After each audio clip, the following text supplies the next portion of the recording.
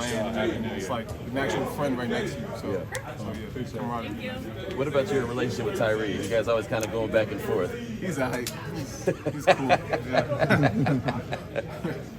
You know, last week you told us that you remember each one of your sacks that you've had throughout your NFL career. Yeah. So take us through the 3 that you had.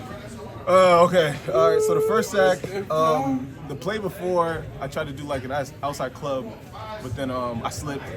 So then I kind of knew that he was kind of like waiting on that. So I kind of had the same edge. I got in the same position. And I remember Robbie all week told us the difference maker of this game is like what you do at the top of the rush.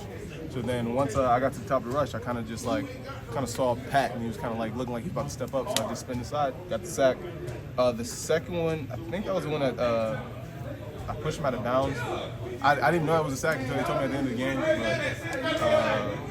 But, I just pushed him out of bounds. And then the last one, again, I did a swipe, beat him clean. I slipped.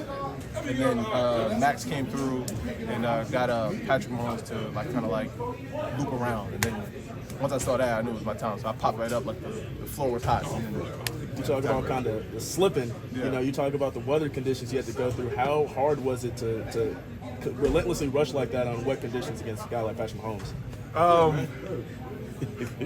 Chill out, bro.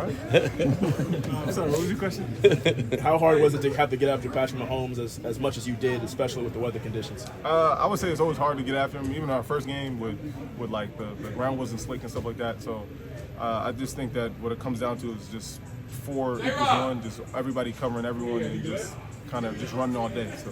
How much pride did you guys take in the fact that he was on skates all game long? He had over 900 yards he ran with still 11 minutes left in the game. We knew it was a big focus in the game, so once we started getting rolling, started getting some of those making plays and getting momentum and stuff like that, it was we just kept on going. So the vibe was. How excited are you for the opportunity for the next 2 weeks? You guys win these games and the world's right in front of you. We're super excited. Just trying to take one game at a time. Though. Yeah. We're not trying to think about big picture and stuff. So. Talk about one game at a time. You know, this is a Colts team that you've played 2 times since you've already been here. You know, in this locker room. So, what do they offer in terms of weapons on offense and things that you have to worry about? They're definitely a good team. They have a great running game. So, talk about last week it was more like pass heavy. So this week we're not going to be able to pass rush unless we stop the run. So stuff like that. You talk about stopping the run first to make them one-dimensional. How good of a running back do you believe Jonathan Taylor is? I think he's a really good running back, and you got to watch out for him. So yeah. Thanks, man. And Malcolm, man, just what do you credit the most the last couple of weeks? Just the stellar production that you've been able to get.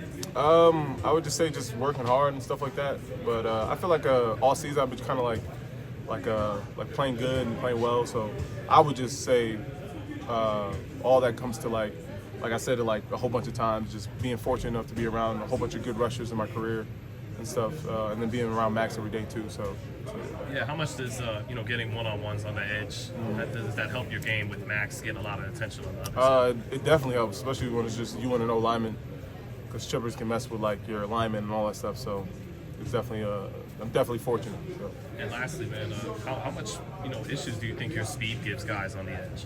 Hopefully a lot, but I think it is a challenge. But I feel like a lot of NFL offensive linemen, they deal with speed a lot. So, yeah. Thanks, man. One more for you, Malcolm. You talk